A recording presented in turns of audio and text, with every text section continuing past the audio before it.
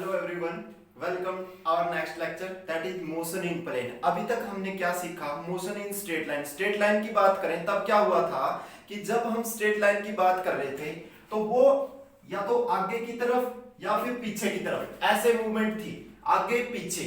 उसमें क्या था? अप या डाउन ऐसे मोशन थी, लेकिन उसमें एक एक्सिस चेंज हो रहा था। कहने का मतलब अगर हम यहां से चले तो उस साइड गए तो हमारा एक एक्सिस एक्स एक्सिस चेंज हो रहा था, या फिर वाई एक्सिस कह सकते हो आप। अप डाउन में वाई एक्सिस चेंज हो रहा था, दोनों इकट्ठे चेंज नहीं हो रहे थे।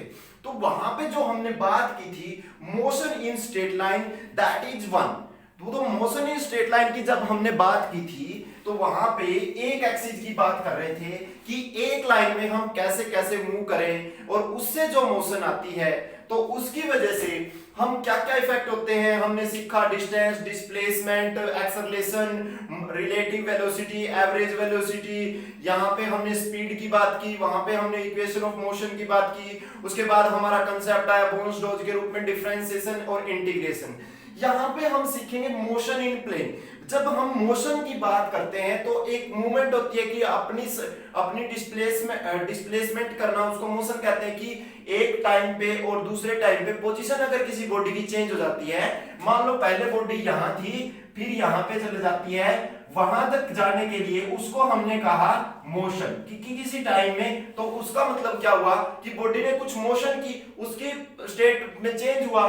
तो मोशन की बात होगी। प्लेन की बात क्या है? प्लेन की बात ये है, अगर हम प्लेन की बात करें तो प्लेन की बात ये होगी कि उसमें दो कोऑर्डिनेट होंगे कि एक्स और वाई, कि वो दो कोऑर्डिनेट में बात करेगा। अब इसका एग्जांपल लेते हैं। अगर मैं इस पेन को उस साइड फेंक देता हूं तो इसकी मोशन हुई है, एक्स भी चेंज हो रहा है, इसका वाई भी चेंज हो रहा है। तो हम अगर जब बात करते हैं टू कोऑर्डिनेट सिस्टम की या थ्री कोऑर्डिनेट सिस्टम की, तो वहां पे अब टू कोऑर्डिनेट सिस्टम है तो उसको हम प्लेन कहते हैं, क्योंकि प्लेन सरफेस की बात होती है तो प्लेन होता है।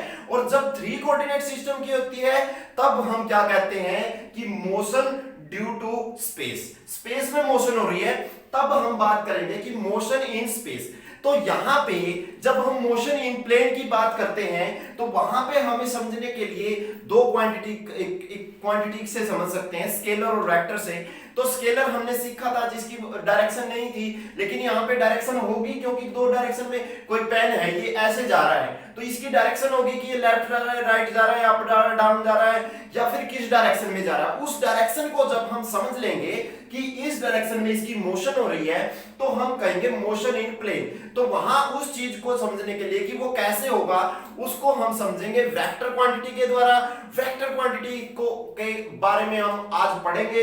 पूरा चैप्टर जो हमारा फोकस रहेगा वो मैक्सिमम वेक्टर पे होगा, क्योंकि दो डायरेक्शन को ऐड करना वेक्टर के द्वारा डिफाइन किया जा सकता है। यहां पे वी इज वेक्टर क्वांटिटी के द्वारा डिफाइन करेंगे। अब क्वांटिटी दो टाइप से, एक तो जिसकी डायरेक्शन हो सकती है और दूसरी जिसका डायरेक्शन नहीं हो सकती। तो वहां पे हमने क्वांटिटीज को दो पार्ट में डिवाइड किया। एक होता है स्केलर, सेकंड होता है वेक्टर। अगर बात करें स्केलर की, स्केलर क्वांटिटी वो होती हैं जिनका सिर्फ और सिर्फ मैग्नीट्यूड होता है। मैग्नीट्यूड की बात करें, डिस्टेंस हो गई जिसका सिर्फ मैग्नीट्यूड होता है, उसकी कोई डायरेक्शन नहीं है, दो पॉइंट के बीच का डिस्टेंस है। स्पीड, अगर स्पीड की बात करें उसका मैग्नीट्यूड है, उसकी कोई डायरेक्शन नहीं है। तो यहां पे अगर बात करें इसमें दो पार्ट होंगे, ओनली मैग्नीट्यूड, ठीक है। और अगर जब मैग्नीट्यूड के साथ साथ डायरेक्शन भी आ जाती है, मैग्नीट्यूड तो है ही, मैग्नीट्यूड है प्लस उसके साथ क्या आ जाती है? डायरेक्शन। तो वहां पे जब डायरेक्शन भी ऐड हो जाती है तो उसको वो क्वांटिटी क्या बन जाती है? वेक्टर। वेक्टर का मतलब ही क्या है कि वेक्टर को एक तीर के निशान से डिफाइन किया जाता है। इसका मतलब है कि ये एक वेक्टर क्वांटिटी है। तो वेक्टर क्वांटिटी को डिफाइन करने के लिए अगर वेलोसिटी दी हुई है, अगर उसके ऊपर हमें पता है कि वेलोसिटी एक वेक्टर क्वांटिटी है क्योंकि उसकी डायरेक्शन भी है और उसका मैग्नीट्यूड भी है। मैग्नीट्यूड से क्या समझते हैं? एक प्रॉपर यूनिट भी होती है। तो डायरेक्शन भी है, मैग्नीट्यूड भी है, उस क्वांटिटी को समझना क्या कहलाता है कि वो एक वेक्टर क्वांटिटी। ठीक है। अब वेलोसिटी है, मान लो ये क्या होगा? 36 मीटर पर सेकंड स्क्वायर। अभी तक ये स्पीड है क्योंकि इसकी हमने डायरेक्शन नहीं, मीटर पर सेकंड, मीटर पर सेकंड सॉरी, अगर हमने इसकी डायरेक्शन बता दी कि इसकी डायरेक्शन क्या है, इसकी डायरेक्शन है कि वेस्ट वेस्ट वेस्ट की तरफ मूव कर रहा है, अगर हमारी बाइक वेस्ट की तरफ है, लेफ्ट की तरफ है, राइट की तरफ है, अगर हम उसकी डायरेक्शन डिफाइन कर देते हैं तो वो क्या बन जाती है, एक वेक्टर क्वांटिटी। अगर हम वेक्टर क्वांटिटी को ऐसे डिफाइन करना तो उसके ऊपर वेक्टर का साइन होगा, इसमें ये पॉइंट होगा इसकी टेल और ये होगा हेड। ये मूविंग जिस तरफ वेक्टर एक्सटेंड होगा उसको हम क्या कहेंगे, हेड कहेंगे, और इसको कहेंगे टेल। वेक्टर में ये होता है। तो आपने पढ़ा अभी तक जो स्केलर क्वांटिटी है, अब स्केलर क्वांटिटी का जो सम होता है उनका कैसे होता है। पहले हम स्केलर पे जाते हैं कि स्केलर है क्या। स्केलर बेसिकली क्या है, ओनली मैग्नीट्यूड।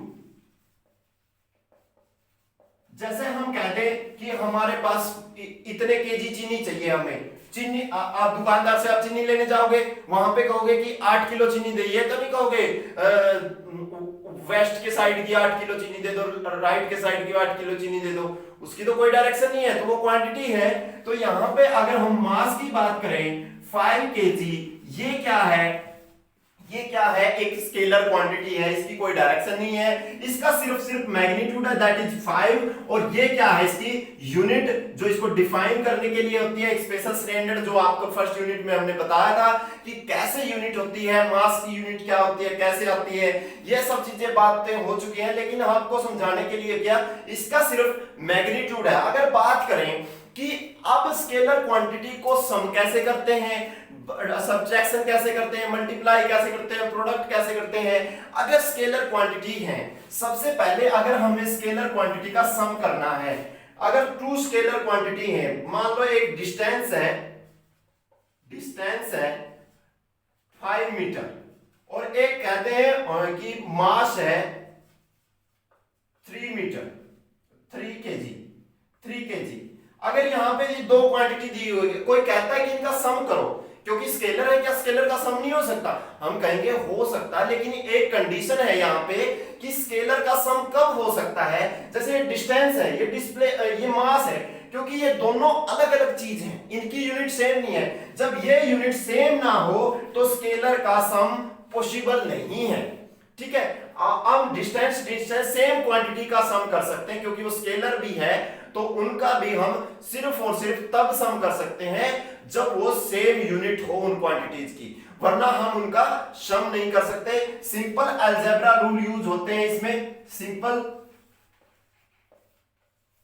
अलजेब्रा रूल होते हैं, जिसको हम इनका जो स्केलर का सम करने के लिए, अगर सम की बात करें, सम के लिए एक कंडीशन होगी, यूनिट मस्ट बी, यूनिट होती है जो मस्ट बी सेम, ये यूनिट है जो इनकी वो सेम होनी चाहिए, तभी हम कहेंगे कि इनका हम डिस्टेंस और मास को सम कर सकते हैं, तो हम डिफाइन करेंगे कि वो स्केलर क्वांटिटी है। तो यहां पे हमने बात की कि स्केलर क्वांटिटी को सम कैसे कर सकते हैं, सब्ट्रैक्शन करना है तो वहां पे भी यूनिट की जरूरत पड़ेगी, क्योंकि सेम क्वांटिटी में से सेम घटा सकते हैं। अब 5 किलो आटा है और 5 किलो चीनी, अगर उनको वैसे करेंगे तो टोटल क्वांटिटी बता सकते हैं हम कि इतना है, क्योंकि दोनों केजी में है कि इतनी क्वांटिटी है, सब्ट्रैक्ट भी कर सकते हैं कि वो उससे कितनी ज्यादा है। पर यहाँ पे बात ये आती है कि यूनिट उनकी प्रॉपर अगर सेम नहीं है, एक लेंथ की बात कर रहे हैं, एक यहाँ पे मास की बात कर रहे हैं, दोनों की यूनिट अलग अलग है, तो इस वजह से उनको सम नहीं किया जा सकता, जैसे वैसे ही इनको सब्ट्रैक्ट नहीं किया जा सकता। सम की बात हो गई। अब बात आती है सेकंड, अगर प्रोडक्ट की बात करें, अब यही क्वेश्चन, अगर 5 केजी है, क्या है, 5 केजी मास है और डिस्टेंस है, मान लो वो gravity La low, acceleration due to gravity है, जी की बात करो आप, तो acceleration due to gravity 9.8 metre पर सेकंड है।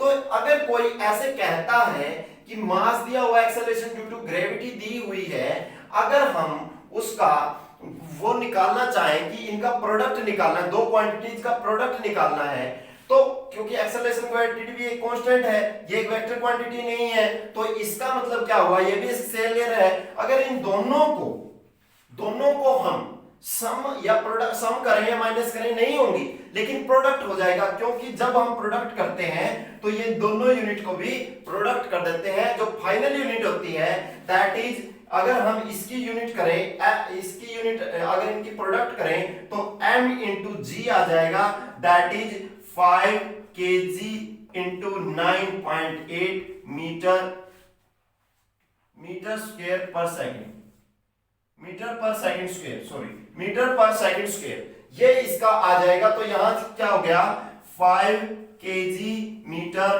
पर सेकंड स्क्वायर। जो ये यूनिट होती है that is the unit of force. Force की क्या है mLt-2। आपने डायमेंशनल फॉर्मूला देखा था mLt-2।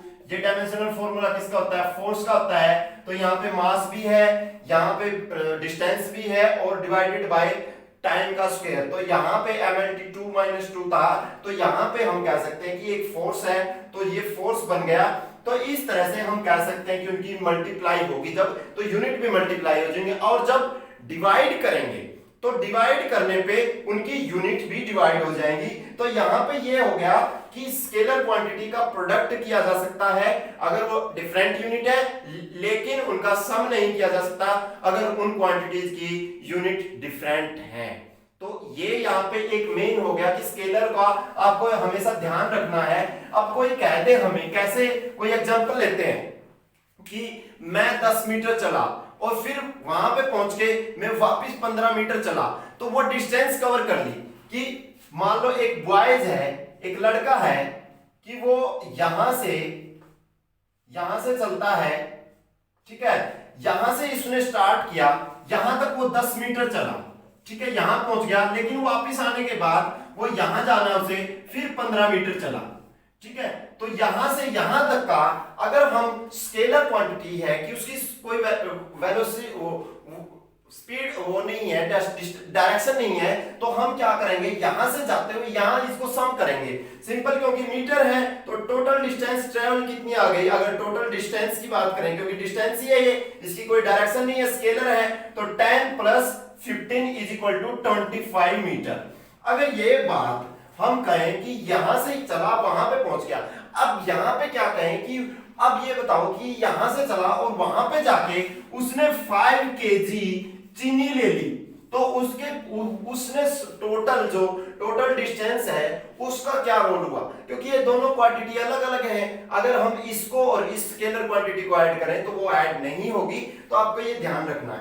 अब बात करते हैं, स्केलर की बात हमने कर ली, स्केलर क्या होता है, तो हम बात करते हैं अभी जो मेन टॉपिक है हमारा, वेक्टर क्वांटिटी। वेक्टर क्वांटिटी के बारे में समझना बहुत इंपॉर्टेंट है इस चैप्टर के लिए। अगर इस चैप्टर में हम वेक्टर को समझ जाते हैं तो हमें पूरा फंडा ही समझ आ जाएगा कि ये एक्चुअल में यहाँ पे हो क्या रहा है, होना क्या चाहिए, कैसे कैसे हम समझ सकते हैं। तो वेक्टर क्वांटिटी, सबसे पहले वेक्टर क्वांटिटी, वेक्टर क्या होता है, सबसे पहले नंबर 1 जिसकी क्या हो, डायरेक्शन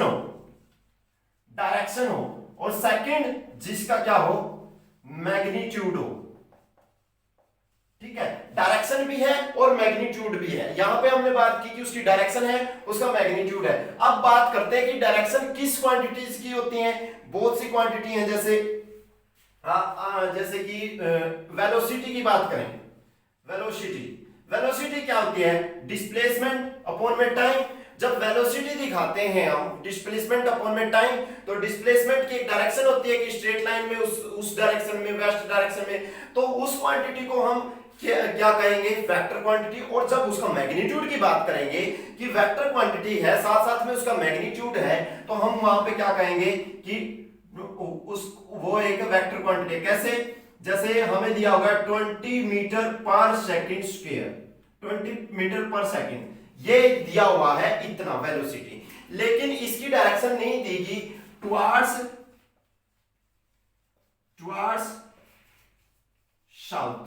तो यहां से हमें पता चल गया कि ये एक वेक्टर क्वांटिटी है कि उसकी डायरेक्शन भी यहां पे दी हुई है। अगर इसको हम अब मैथमेटिकल फॉर्म में लिखना चाहें, वेलोसिटी तो हर बार नहीं लिख सकते, तो मैथमेटिकल फॉर्म लिखने के लिए उसको हम ऐसे लिख देंगे 20 मीटर पर सेकंड। और ये अभी तक स्केलर है, अब इसके ऊपर हम ऐसे लगा देंगे कि ये क्वांटिटी अब वेक्टर बन गई। तो यहाँ पे हमने सीखा कि वेक्टर क्वांटिटी क्या होती है, जिसका मैग्नीट्यूड होता है, डायरेक्शन होती है, और उसका सिंबल ये है, एक शॉर्ट एरो है, जिसकी ये पीछे वाले पार्ट को हम टेल कहते हैं और ये हम टेल को हेड कहते हैं। तो इसका यूज करते हुए अभी हमें सीखना है कि पोजीशन वेक्टर क्या होते हैं और डिस्प्लेसमेंट वेक्टर क्या होता है। तो अभी वेक्टर सीख लिया कि मैग्नीट्यूड है, तो अभी किसी भी पॉइंट की अगर पोजीशन की हम बात करें तो वहां पे दो वेक्टर राइज होते हैं, पोजीशन वेक्टर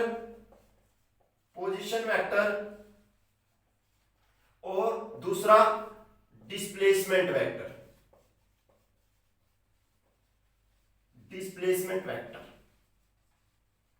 अब इन दोनों के बारे में हम डिटेल में बात करेंगे कि पोजीशन वेक्टर का मतलब क्या है। सिंपल सी, अगर इसके नाम से ही जैसे हम इंफॉर्मेशन आ रही है कि पोजीशन, जो पोजीशन को दर्शाए, पोजीशन के बारे में बताए, we can inform about position and displacement, कि दो पॉइंट के बीच की जो डिस्प्लेसमेंट है उसके बारे में जो वेक्टर बताएगा उसको हम क्या कहेंगे, डिस्प्लेसमेंट वेक्टर। ये तो अगर सिंपली हम समझ सकते हैं, लेकिन अगर हम इसको मैथमेटिकली समझने के लिए एक फिजिक्स पॉइंट ऑफ व्यू से देखें, क्योंकि हम सारी चीजें फिजिक्स ऑफ पॉइंट व्यू से देखेंगे। अगर हम मान लेते हैं कि कोई भी बॉडी है, ये एक्स एक्सिस है कोऑर्डिनेट सिस्टम, ये वाई एक्सिस है, अगर कोई भी बॉडी मूव करती है, पहले वो मान लो पॉइंट P पे थी, उसके बाद P2 पे चली गई, तो हम कहेंगे कि मान लो ये टाइम T पे थी, T1 पे थी और T2 टाइम पे ये ऐसे हो गई। या आप इसको P1 P डैश भी कह सकते हैं, P और P डैश भी कह सकते हैं, T और T डैश भी कह सकते हैं, ये कोई मैटर नहीं रखता। ये एक्स एक्सिस है,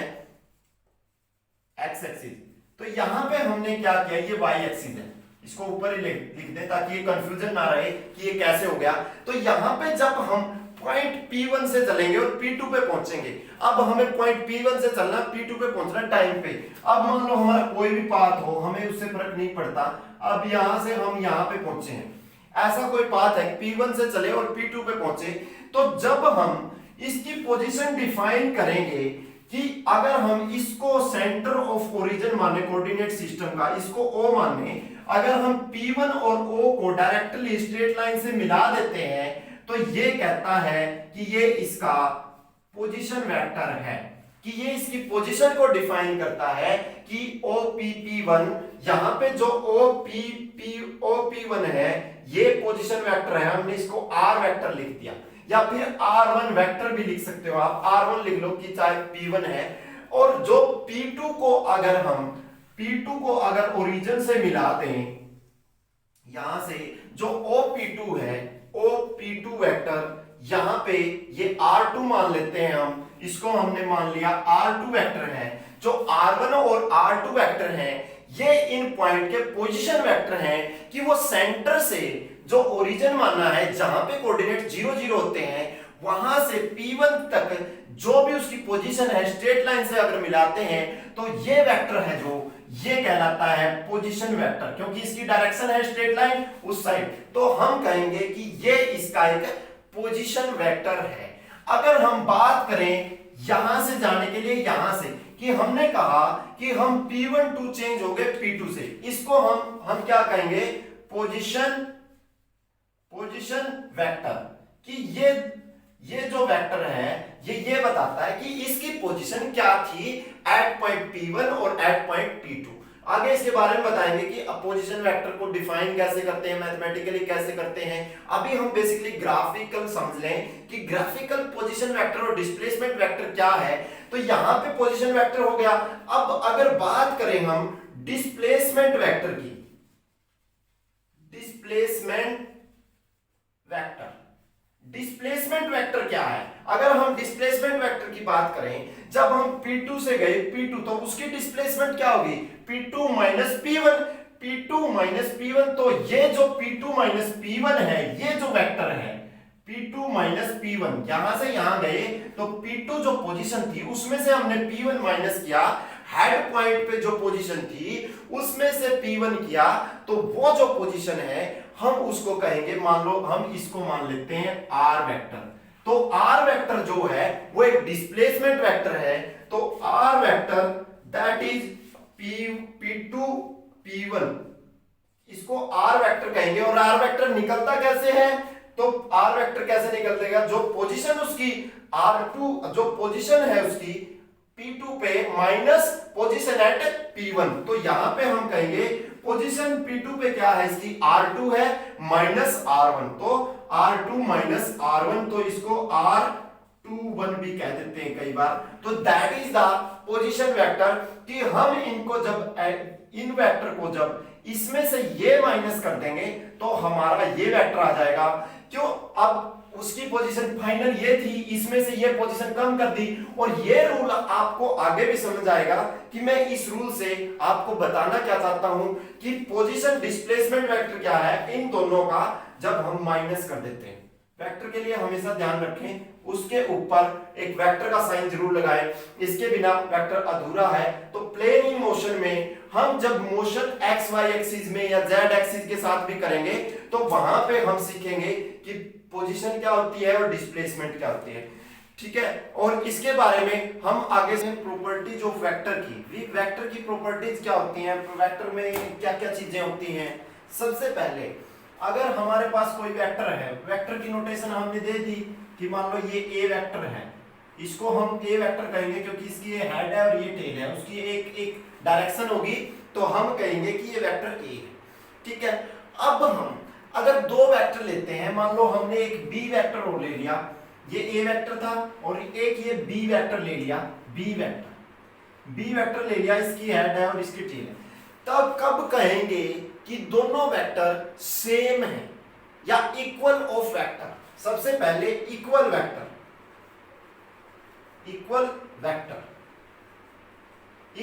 कब कहेंगे, जब उनकी डायरेक्शन सेम हो। सबसे पहला पॉइंट डायरेक्शन सेम हो, सेकंड पॉइंट और उनका मैग्नीट्यूड भी सेम हो।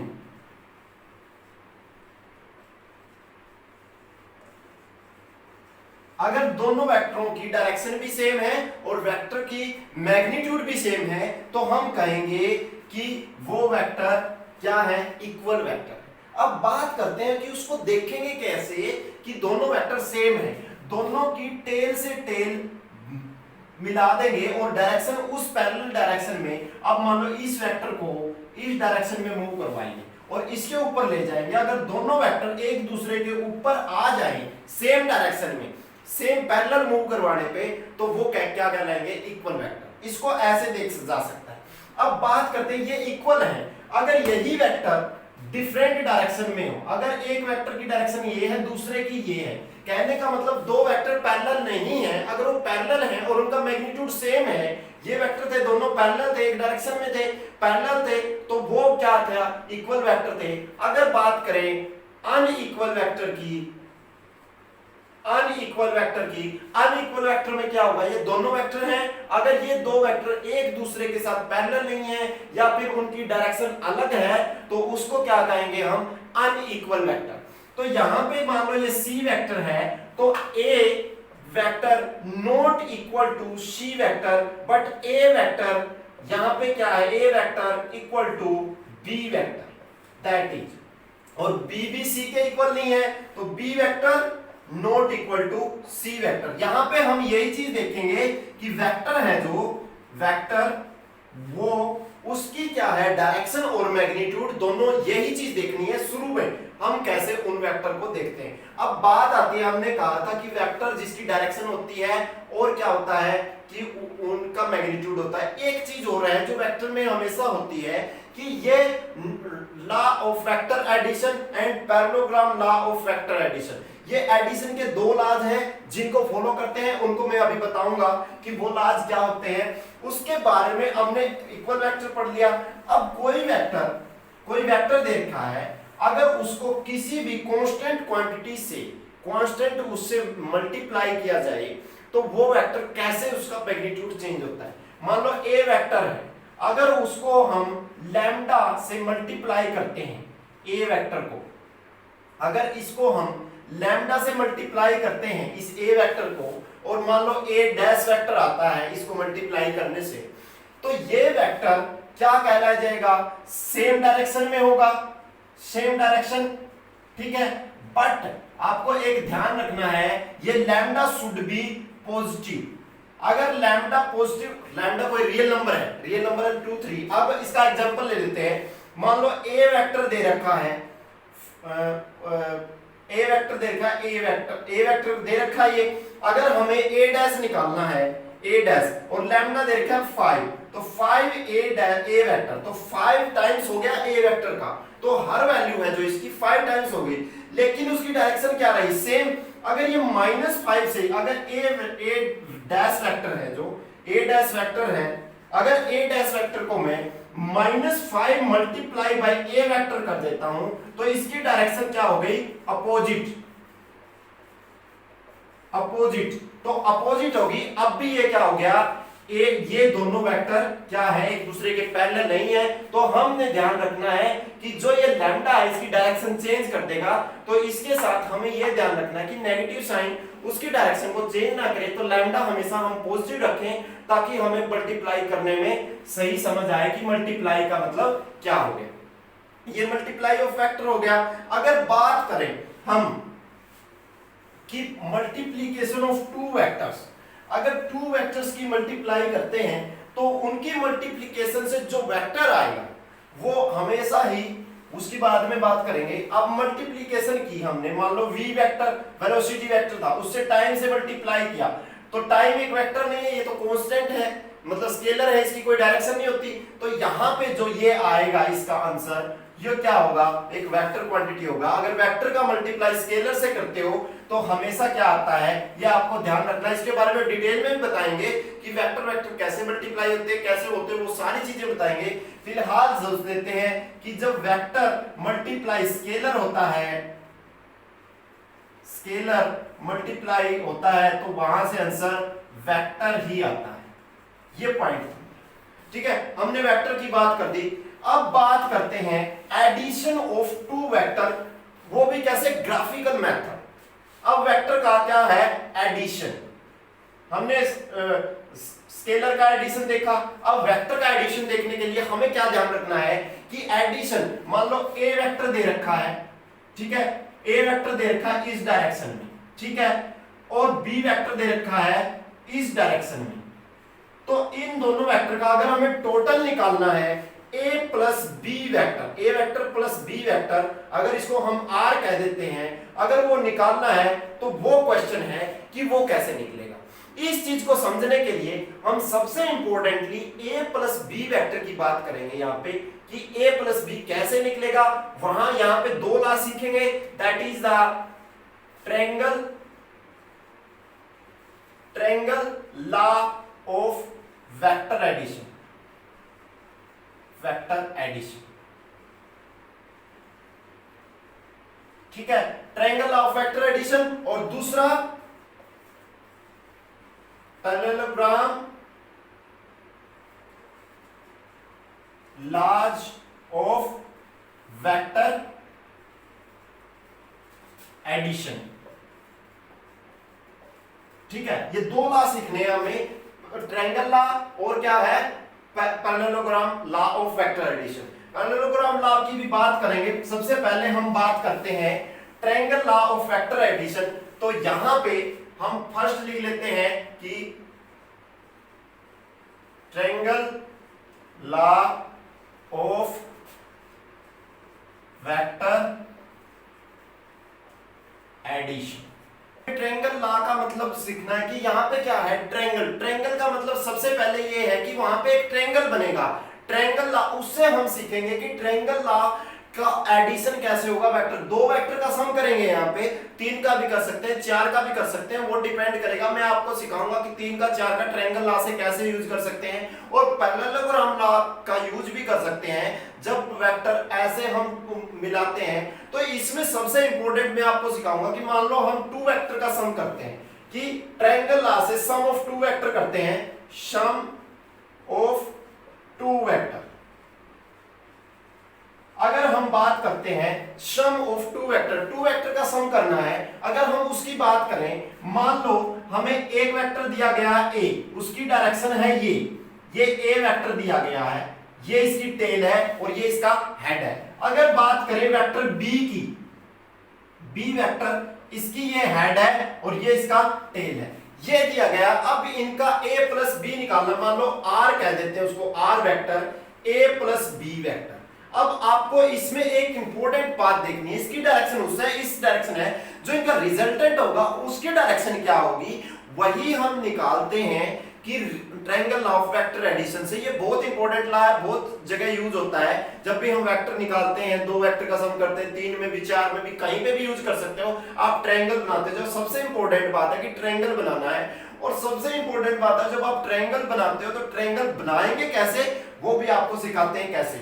जब ए वेक्टर की डायरेक्शन वो है उसको ऐसे ही रखो, बी वेक्टर को उसके टिप्स पे ले जाओ घुमा के, ऐसे डायरेक्शन वही रखनी है, उसके ऊपर रख देना। कैसे, ये वेक्टर मान लो आपका ए वेक्टर था, ठीक है, इसकी टिप्स पे आपको बी वेक्टर ले जाना है, ठीक है, यहां पे आपने बी वेक्टर लगा दिया, ठीक है, ये बी वेक्टर आ गया क्योंकि इसकी डायरेक्शन ये थी, थोड़ा लंबा कर दिया, इतना ही था वो, ठीक है, उसकी आपको मैग्नीट्यूड भी सेम रखना है ना। यहाँ पे ए वेक्टर हो गया, बी हो गया।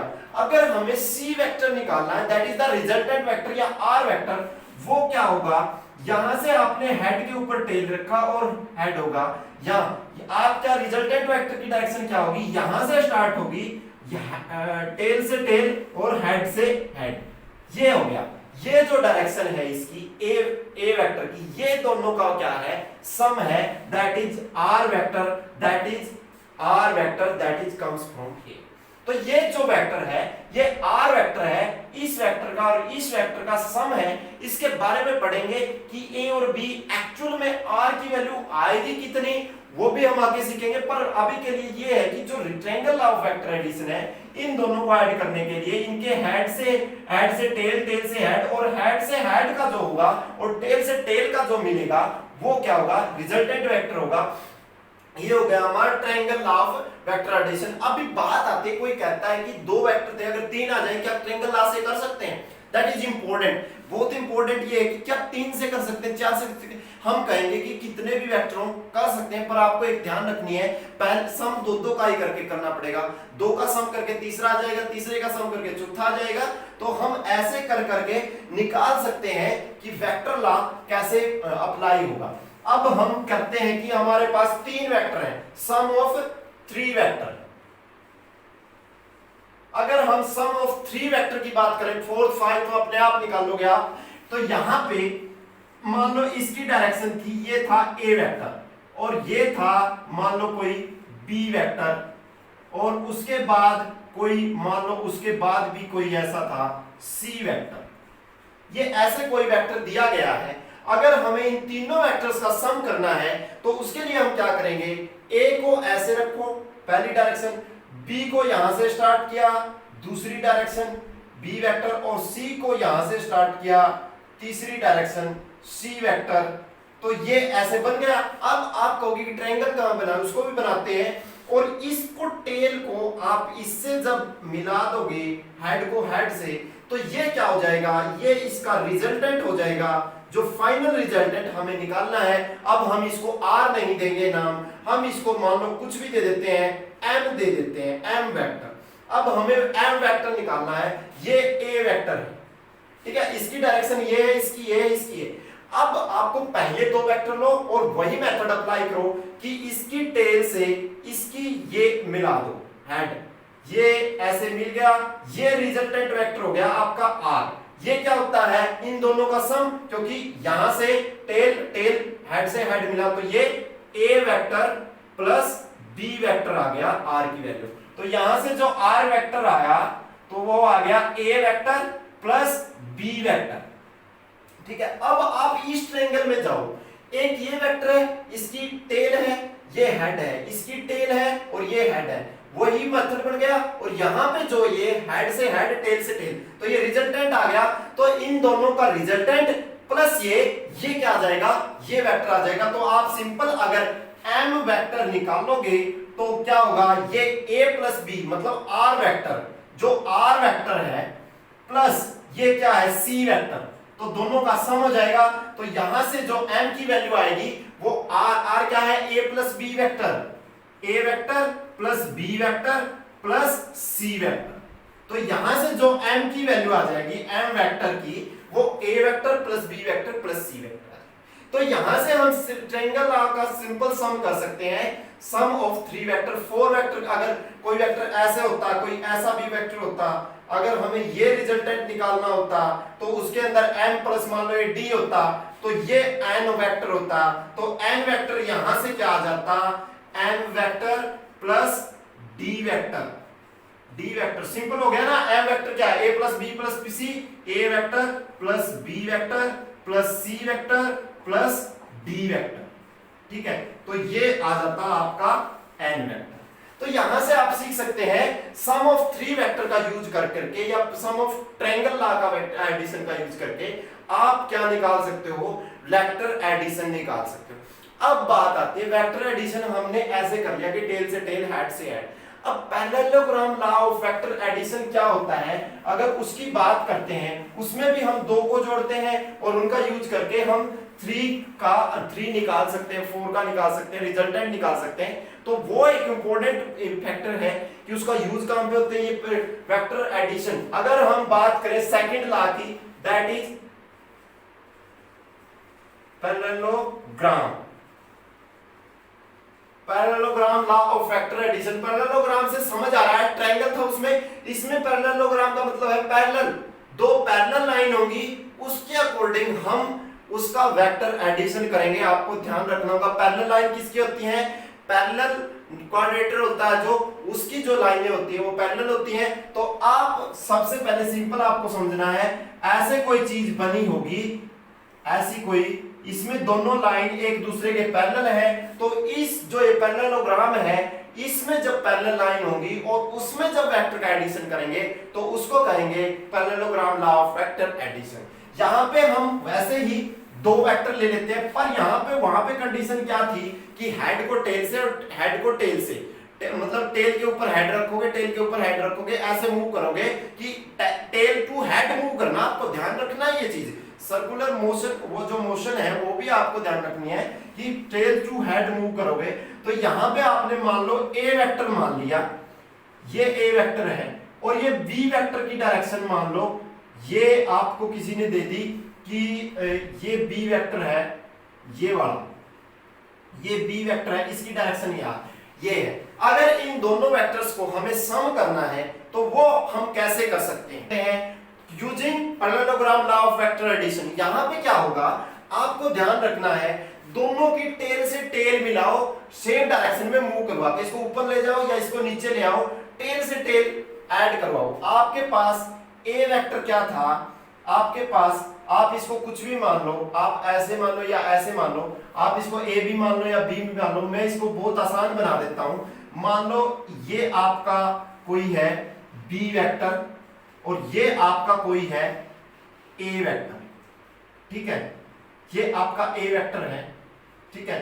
अब आपने ए वेक्टर मानना है, ये बी वेक्टर मानना है, तो इन दोनों का सम, इन दोनों टेल को एक दूसरे पे मिला दो। तो ये टेल ऐसे थी, उसके ऊपर ये टेल आके मिल गई, ठीक है, ये टेल मिल गई, ये ए, वैसे तो इसको triangle law of vector addition से कर सकते हैं, लेकिन हम ऐसे कर रहे हैं कि इसको पैरेललोग्राम से सीखना है, तो दोनों मिल गए, ये बी वेक्टर है और ये ए वेक्टर है।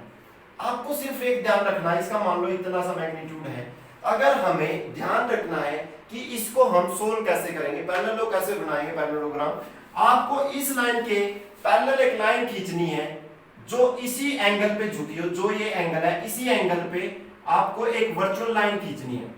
आप इसको वर्चुअल लाइन खींचोगे, खींच दिया आपने, और यहां पे एक वर्चुअल लाइन इसके पैरेलल खींचोगे, तो ये जो लाइन बन जाएगी, ये जो पैरेललोग्राम बनेगा यहां पे, ये वाला, ये जो, इसको मान लो ए दिया हमने, ये बी, ये ए बी मान लो, इसको आपने के, इसको एल, इसको एम, इसको एन, जो के एल एम एन बना, ये पैरेललोग्राम बन गया, क्योंकि ए इसके पैरेलल है, ये इसके पैरेलल है। जब दोनों साइड पैरेलल होती है और पैरेलल लाइन इनको कट करती है, तो सेम रेशो में कट करती है, तो ये वेक्टर बी है तो ये वेक्टर भी बी वेक्टर होगा, और जब ये वेक्टर सी है, ये ए वेक्टर है, तो ये भी ए वेक्टर होगा। अब इनका रिजल्टेंट वेक्टर क्या होगा, रिजल्टेंट वेक्टर होगा ये, जो ऐसे मिलेगा। अब ये वेक्टर की डायरेक्शन ये है, ये बी है, क्योंकि ये इसकी डायरेक्शन ये है, सेम डायरेक्शन रहेगी, और इसकी डायरेक्शन ये है।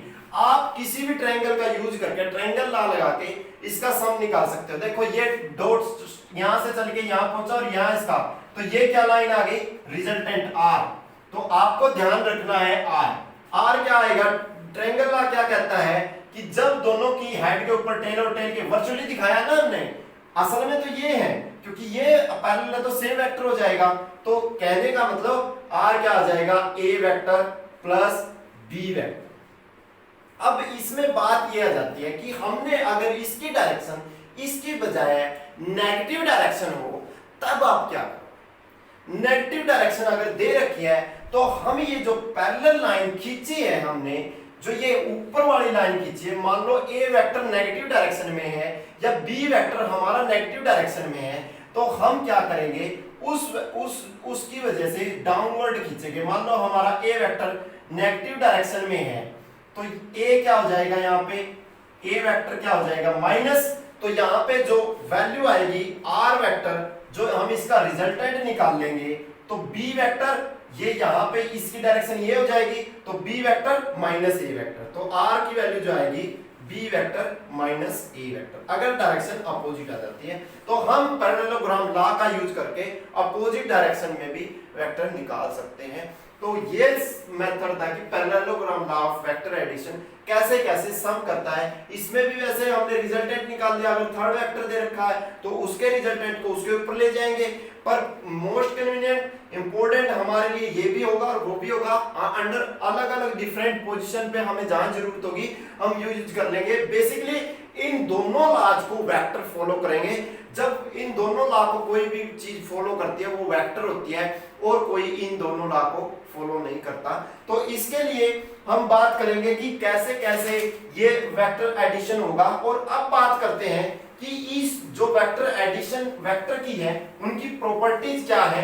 प्रॉपर्टीज की बात करें, नंबर 1, अगर हम प्रॉपर्टीज की बात करें, अगर प्रॉपर्टीज की बात करते हैं तो सम क्या करते हैं, अगर हम ऑर्डर रिवर्स ले लें, इसकी प्रॉपर्टी अगर ए वेक्टर प्लस बी वेक्टर अगर सम करते हैं तो वो बी वेक्टर प्लस ए वेक्टर, ये प्रॉपर्टी ऑलवेज लगती है, ठीक है। और दूसरी प्रॉपर्टी है अगर दो वेक्टर को इकट्ठा जोड़ दो और फिर तीसरे में जोड़ो या पहले दो बाद में जोड़ो तो वो भी सेम रहता है। दूसरी प्रॉपर्टी क्या है, अगर ए वेक्टर, इसको एसोसिएटिव प्रॉपर्टी कहते हैं, ए vector B vector plus C vector दिया है, सम की प्रॉपर्टी बता रहा हूं मैं, ए वेक्टर प्लस बी वेक्टर को पहले जोड़ लो और फिर उसमें सी वेक्टर जोड़ो, तब भी वो उसका आंसर सेम आता है। जैसे मैंने अभी बताया कि जब ट्रायंगल में हम जोड़ते हैं तो या तो नीचे से सम करने लग जाओ या फिर कहीं से भी करो, तो जो फाइनल सम आएगा वो ऑलवेज इक्वल आएगा कि पहले इनको सम कर लो या फिर पहले इनको सम कर लो, दोनों से उसका सम इक्वल आएगा। अब बात करते हैं अगर सेम वेक्टर में से सेम वेक्टर माइनस किया जाए तो आंसर क्या आएगा, दैट इज जीरो। जीरो नहीं कहेंगे इसको, हम कहेंगे नल वेक्टर,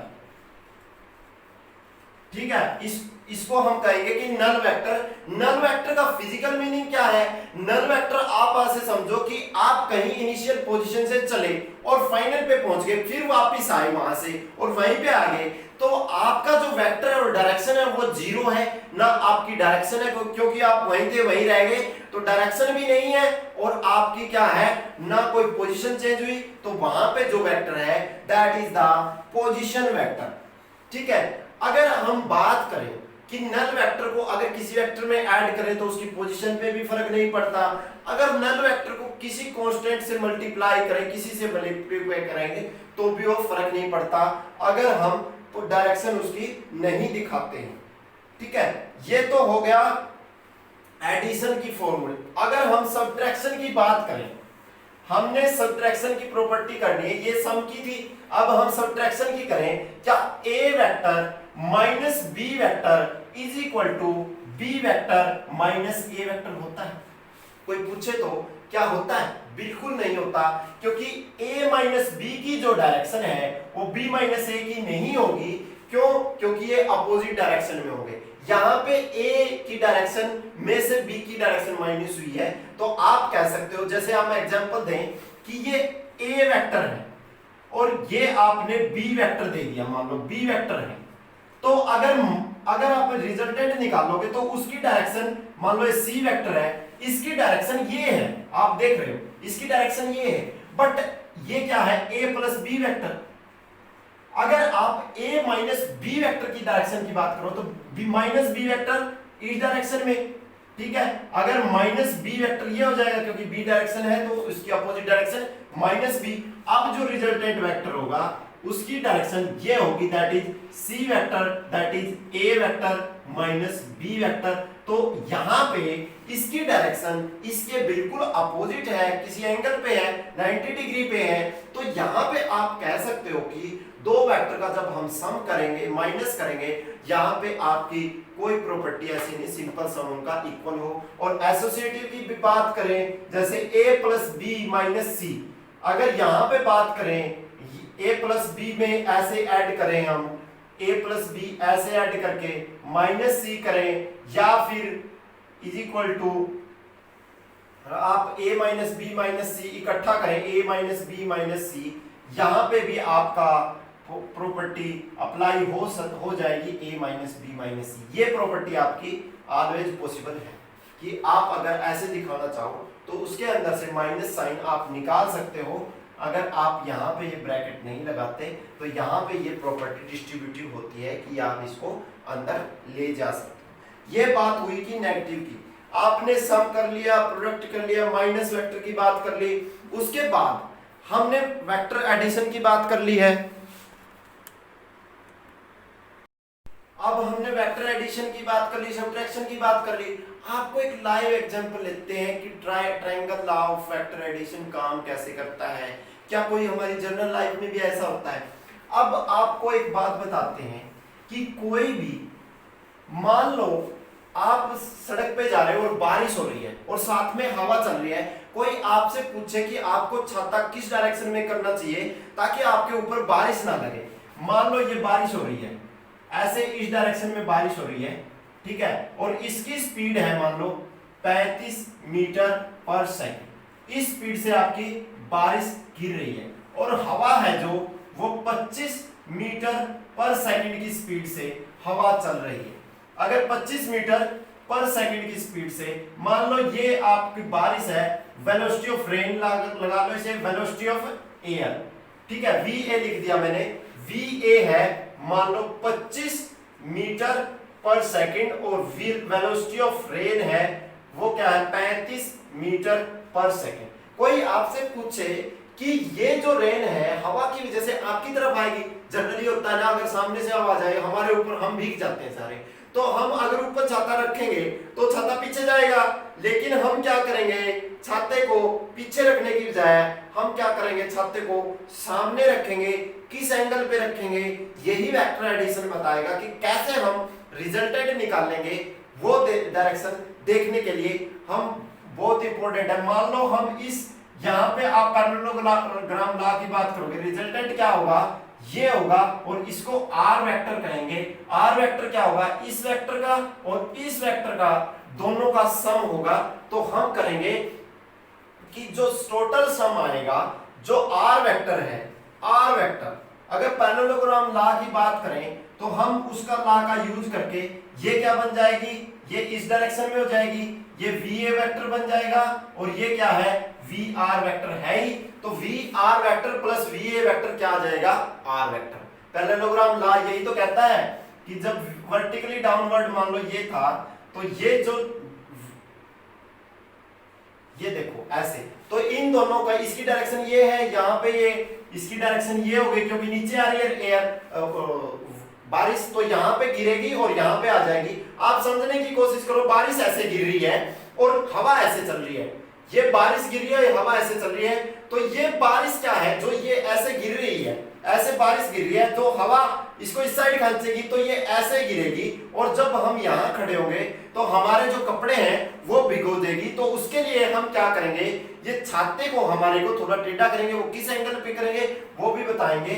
मान लो हम करेंगे इसको थीटा एंगल पे, तो थीटा एंगल की भी बात करेंगे कि थीटा एंगल निकलेगा कैसे।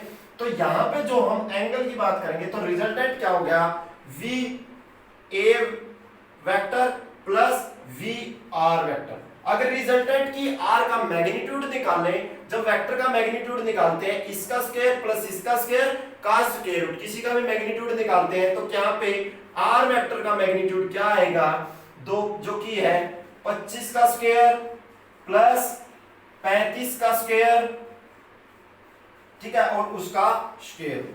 ये हमारा आंसर आ जाएगा 25 का स्क्वायर प्लस 35 का स्क्वायर। जो भी यहां से आंसर आएगा, मान लो एक्स वाई जेड हमने मान लिया कि वो आर वेक्टर कुछ भी आ गया, हमने उसको कुछ भी मान लिया, एक्स मान लिया कि वो एक्स आंसर आ गया। हम इसको पे जाते नहीं है कि क्या आंसर आएगा, कि 25 और 35 की अगर हम प्रोडक्ट करें तो उसका जो आंसर आएगा, हम उसकी जब बात करेंगे कि 25 का स्क्वायर प्लस 35 का स्क्वायर, तो वो क्या आ गया, रिजल्टेंट आ गया और उसका स्क्वायर रूट कर दो, वो उसका रिजल्टेंट आ गया। अगर बात करें कि वो थीटा कितना हुए, तो थीटा क्या होता है, अगर हम थीटा निकालना है तो टेंजेंट थीटा निकाल लेंगे, क्योंकि ये हमारे पास क्या हो जाएगा, थीटा के सामने वाला है। मैथमेटिकल टूल में मैंने बात की थी, वहां पे हमने क्या किया था, देखो ये ऐसा ट्रायंगल बन गया है, ये देखो ये ऐसा ट्रायंगल बन गया है, इसमें थीटा है, ये वी आर वेक्टर है और ये वी ए वेक्टर है, ठीक है, और ये हमें निकालना है कि ये एंगल कितना होगा, क्योंकि ये इसकी वैल्यू भी दी है, इसकी वैल्यू भी दी है, तो परपेंडिकुलर यहां से किसकी वैल्यू निकल सकती है,